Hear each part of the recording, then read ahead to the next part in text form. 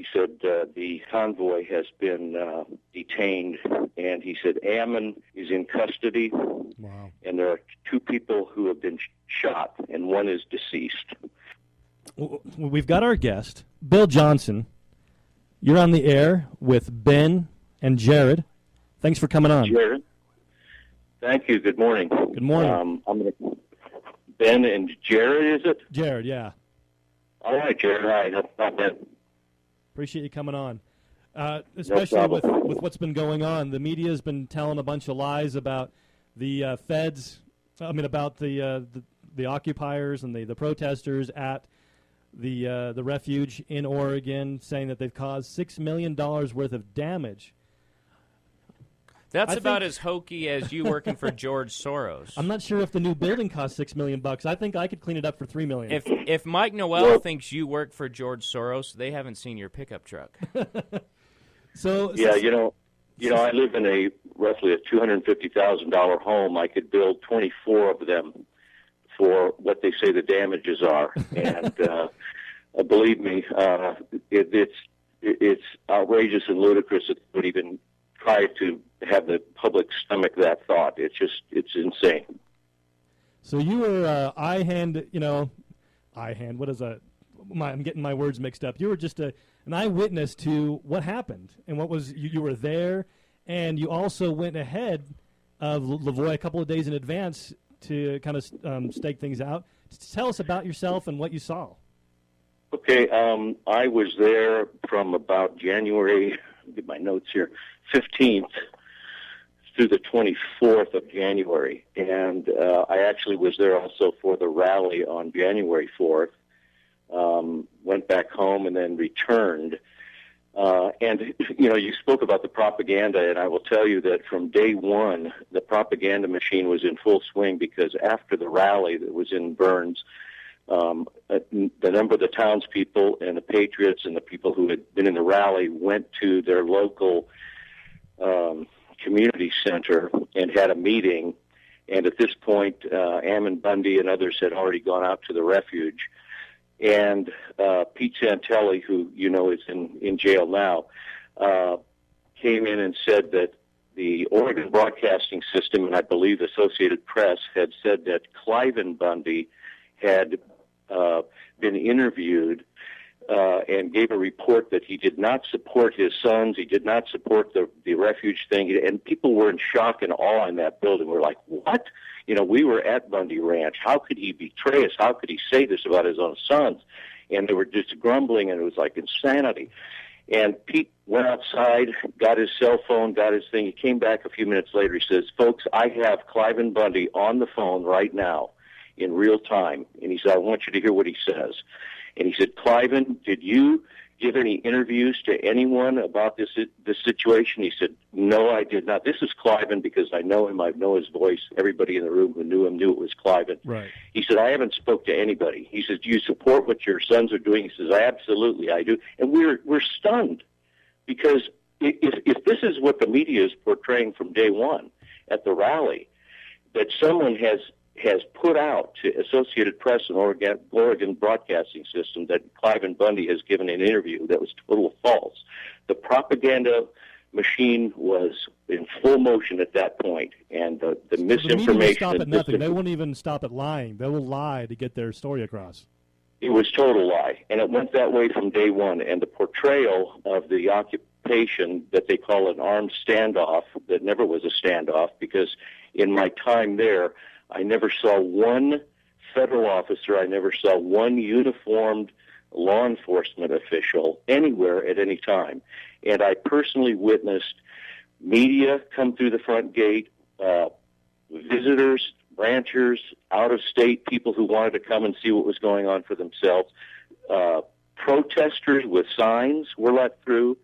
Without exception, there was not one person stopped from coming in or out of that refuge. The only caveat being that there were people, guarding the entrance, and they called in to say to headquarters, there's someone here at the gate, they're with the press, they're protesters, they're a politician, they're so-and-so, and the only caveat was there enough parking down below for them to drive in and park their car, or would they have to park up above and walk in, and that was it. And so there was no armed standoff. There was no one stopping anyone from coming onto that refuge. If it was an armed standoff, Ammon wouldn't be shaking hands and speaking with the sheriff.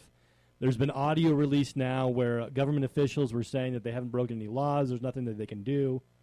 So to call it, like you said, an armed standoff is just another lie told by the media. It was totally false. In fact, the first day that I was there, before I had a chance to really get situated, I was waiting inside what they call the pantry area, and I saw three women who were up in their years, 50s, 60s, and they pulled up in a pickup truck, and they had their arms full of supplies and 5 boxes of pizzas. And I opened the door for them, and I said, hello, and they said, hi, we're from town. They said, someone from Florida called the pizza place and asked somebody to deliver pizzas out to you guys at the refuge, and we said we don't, and we have other supplies for you as well. Now, if three little ladies can come in from Burns, Idaho, unmolested, unafraid, and walk into the facility and then join us for pizza and lunch, it isn't very scary. Well, hopefully the feds aren't after these little old ladies that delivered pizza to Well, you know what? They were on the refuge, so I wouldn't doubt that there is an indictment waiting for them somewhere. They may have to fingerprint the pizza box. Or take down their license plate when they drove in with their pizza. That's right. I'm sure that all the license plates on every vehicle was recorded, because there is evidence that we had undercover FBI agents in civilian clothes that came in, and that's pretty well documented, I think, on some videos. Yeah. You think that's why Pete Santilli's in jail?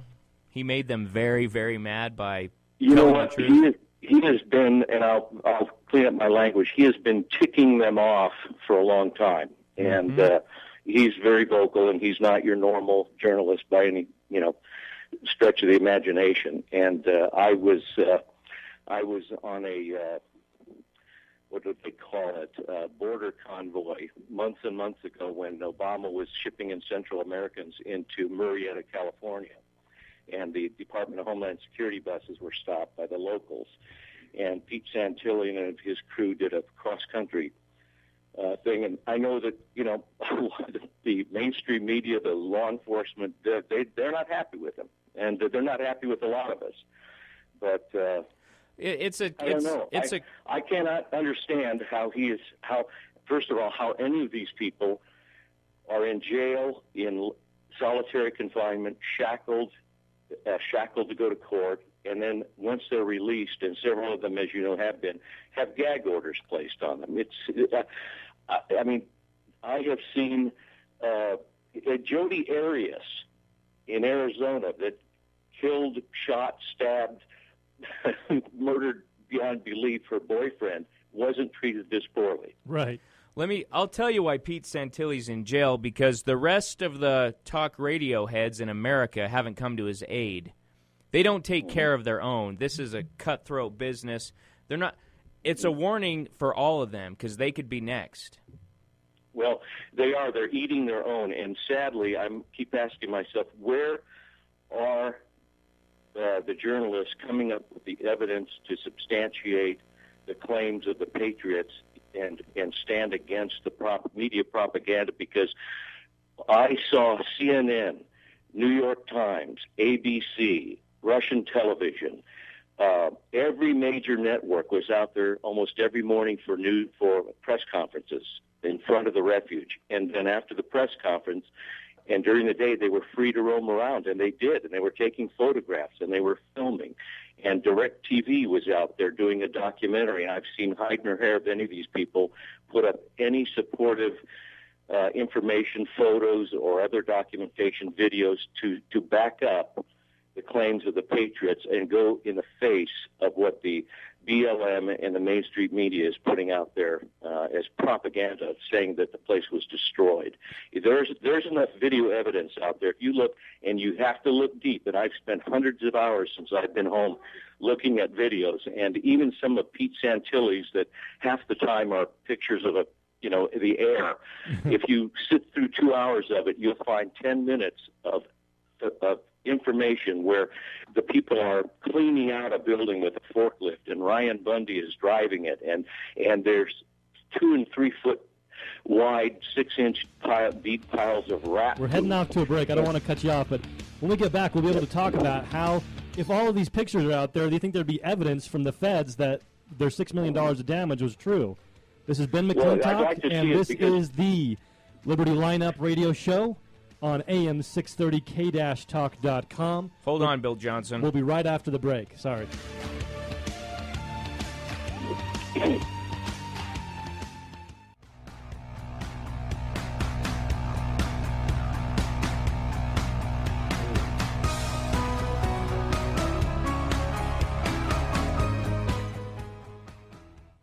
This is Ben McClintock with my co-host, Jared Green. We're back on K-Talk Radio, AM 630, K-Talk.com, the Liberty Lineup Naked Truth segment. We are sponsored by Patriot Mobile. Join our grassroots network to get our updates and alerts. Just go to libertylineup.com. That's libertylineup.com and sign up. And if you like what you're hearing, support Liberty with a donation of any amount. That's libertylineup.com. You can also like and share our Facebook page, the Liberty Lineup Radio Show.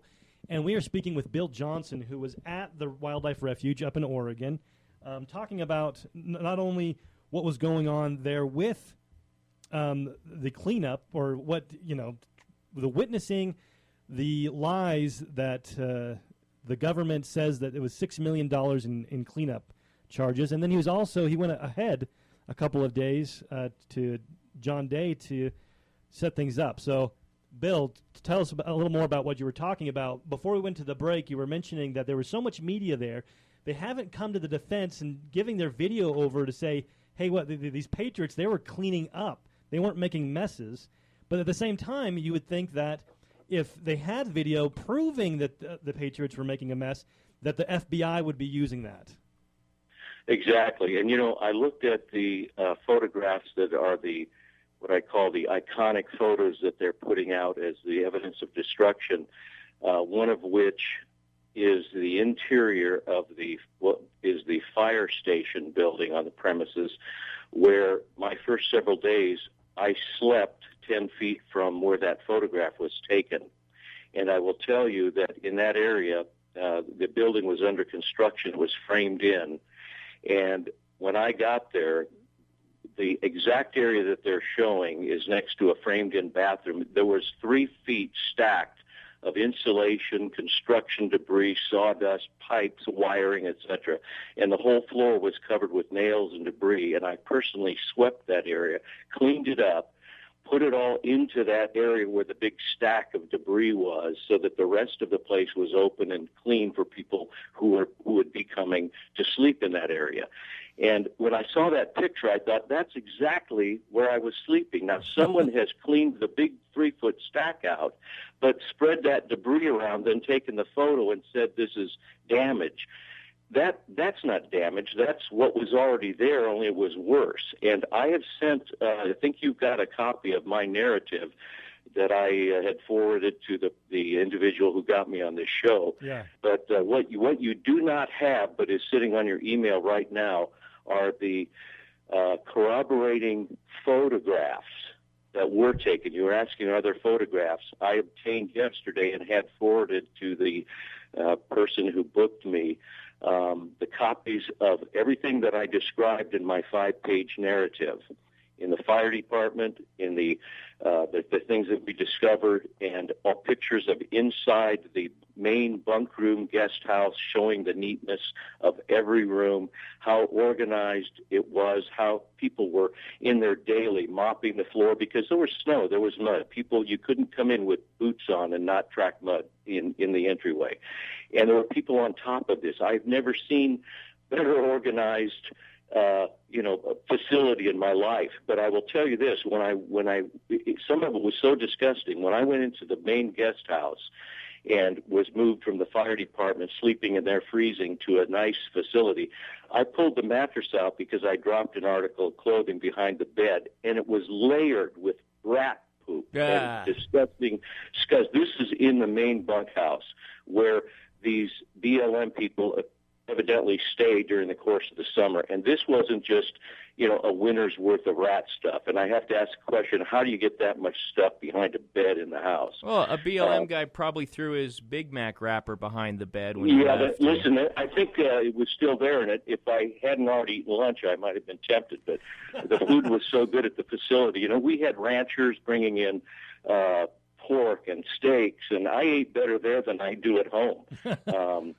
But, as far as the evidence of damage, I can tell you that while I was there, I never saw any surface destruction of the ground. Now, I don't know what happened in those last days with the 4 lone survivors up there, but I will tell you that the damage that they keep pointing to in the picture of the trench, the horrifying trench, looks like what to me in Boy Scout training and military you would call a latrine. And when you abandon a building, as they did, and sleep in a tent, in order to have fairly decent hygiene, you build a latrine, and there's going to be some human excrement in it.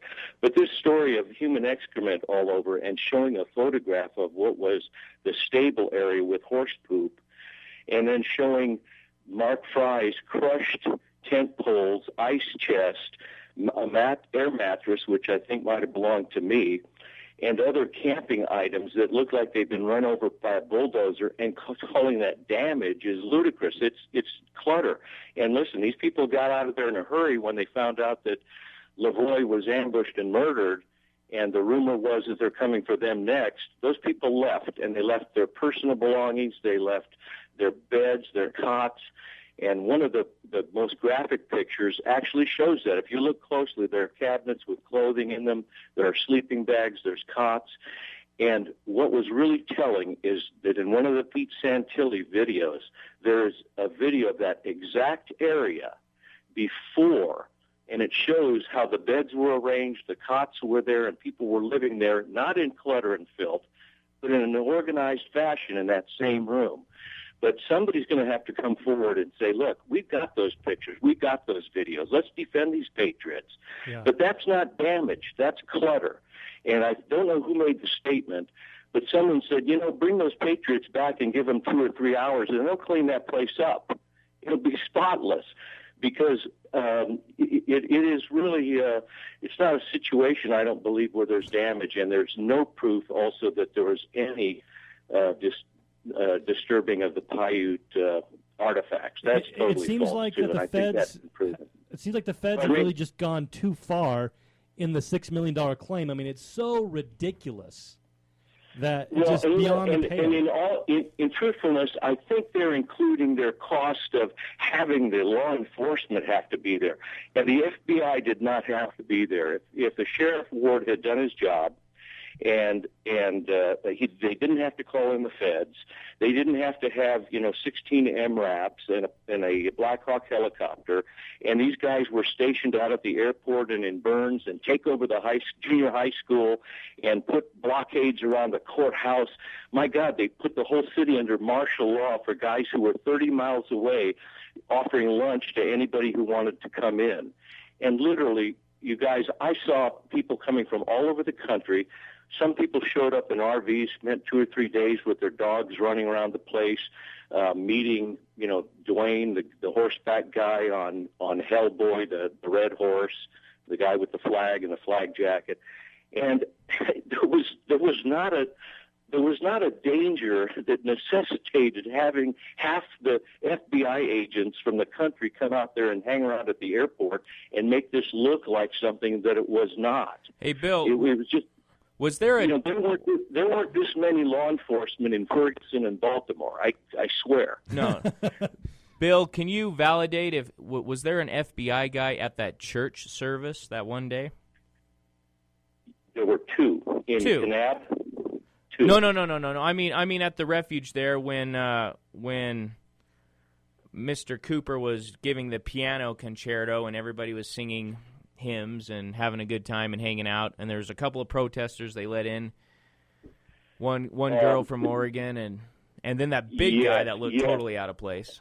Okay, now I did not attend that, but I saw the video, and it was, I believe, a Santilli video where he says, hey, you're FBI. You were at the FBI briefing. Yes, he was. I have seen that, and it's pretty damning evidence. And I can't really give much of an opinion on that, although except that it looks bad for the FBI. And I have no doubt. I mean, they could have come in as easily as ISIS can come over our southern border. Let me put it that way. That's right. So, hey, Bill, is that okay? We've got a caller. Is that okay if we take that? Yes, no problem. Rob from Salt Lake, you're on with Ben. So Bill, you were the fire marshal up there. Is that correct? You know what? I guess you could say that. I have some background, and I took it upon myself. I shouldn't say I took it upon myself.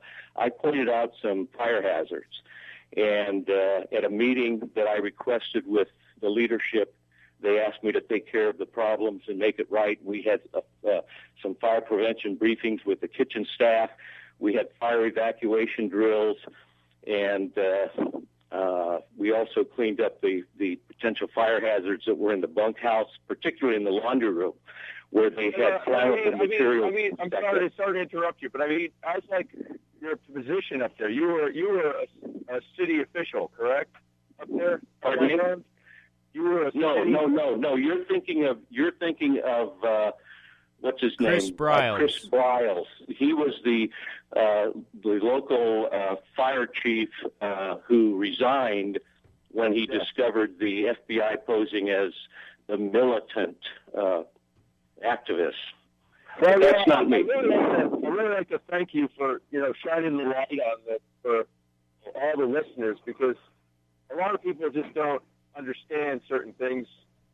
I mean, I talk to so many people, and they're still kind of in the dark on this whole thing, as far as they still, in their minds, they think there was like a big takeover and a standoff. And I spoke with some of the folks that were up there at the Capitol, and I got the story from people that I find to be very credible over the years of dealing with them.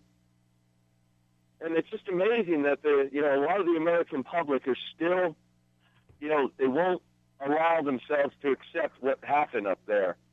And, I just think it's a bad time for our country right now when we have people we've hired for a service like the FBI and the BLM to do some, take our tax dollars and do jobs for us.